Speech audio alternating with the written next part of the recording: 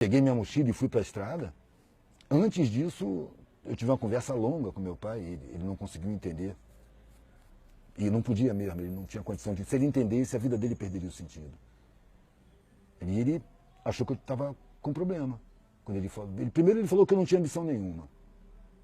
E eu falei exatamente o contrário, eu tenho uma ambição desmedida. Tão grande que dinheiro, conforto, facilidade, posição social é pouco.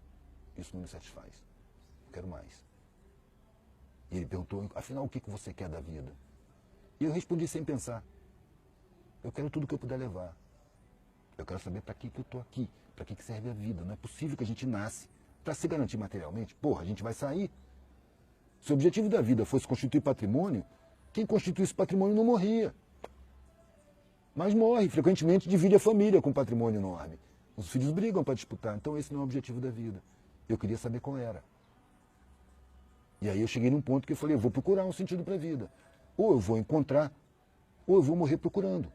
Porque essa vida que eu vejo programada para mim só me traz angústia. Eu vou entrar em depressão, óbvio, eu vou detestar tudo. Vou cair na vala comum dessa grande maioria que anseia pela sexta-feira de uma forma doente e entra em depressão na segunda-feira. Eu? Vai me contratar? Tenho valores. Valores que eu pretendo eu mesmo ter construído. Não tenho valores condicionados. Porque eu não quero vencer na vida, né? Esse é um valor que se busca. Né? Eu tenho meus valores, mas eu procuro fazer com que eles sejam mais humanos, ou menos desumanos. Porque ninguém está livre dos condicionamentos do sistema. Eu também estudei na escola, estudei em escolas militares, fui militar. Eu fui induzido ao machismo nessa sociedade de Deus Pai. Eu fui induzido à competição, eu competi bastante. Desde 10 anos de idade, no colégio militar eu já era corredor. E eu pratiquei muito esporte, competi muito. E fui crescendo assim, eu tinha muito prazer, eu ganhava muito, corria muito. Mas na adolescência eu comecei a ver pessoas que se dedicavam ao esporte com mais seriedade, com mais coração. E essas, quando perdiam, ficavam muito tristes, muito tristes. E eu ganhei algumas competições e vi pessoas nesse estado de tristeza. E eu me sentia culpado, porque para mim não era tão importante assim ter ganhado. Eu preferia não ter causado aquela tristeza. Então eu comecei a questionar a competição. O ápice chegou no Exército. Chegou um ponto que eu falei com o comandante do meu pelotão, um tenente, que eu não queria mais competir. E ele estranhou muito, tá maluco? Que eu já tinha ganhado troféu, medalhas em várias modalidades e tal. Eu era um atleta por excelência. Mas eu não queria mais competir, pela tristeza que eu causei numa competição entre Exército, Marinha e Aeronáutica. Sabe, eu vi tristezas homéricas ali. Eu falei, isso é uma idiotice, eu não quero mais competir. Isso é uma babaquice. Que prazer eu tenho em estar ganhando isso? Em correr mais do que os outros. Sabe, não vale, a tristeza dos derrotados não vale a minha vitória. Então a vitória perdeu importância. Foi um valor que caiu. Eu não quero mais ganhar. E aí, depois que eu saí do Exército, eu estendi isso para a própria vida. Eu não quero mais vencer na vida. Eu não quero ser melhor do que ninguém. E para mim isso foi um alívio. Eu tinha 19 anos. Ah, eu não preciso mais ser melhor do que ninguém. Eu não quero ser melhor do que ninguém. Porque isso angustia muito as pessoas.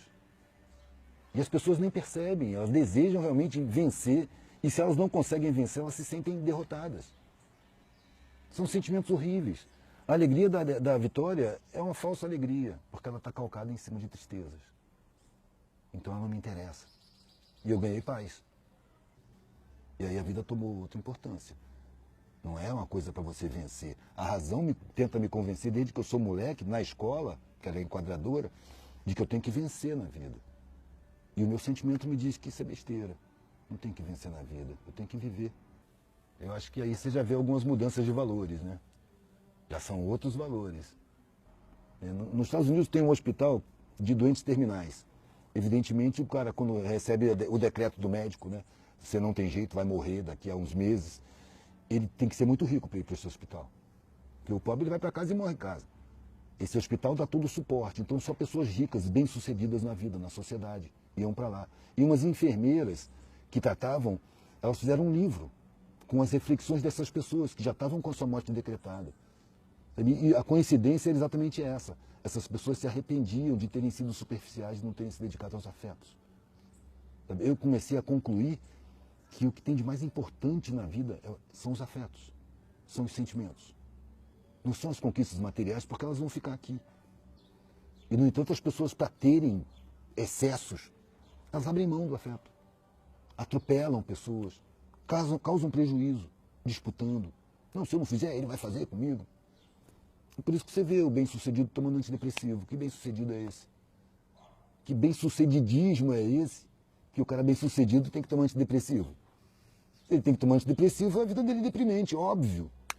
E a parada, inclusive, não é tomar antidepressivo, é mudar de vida, mudar de valores.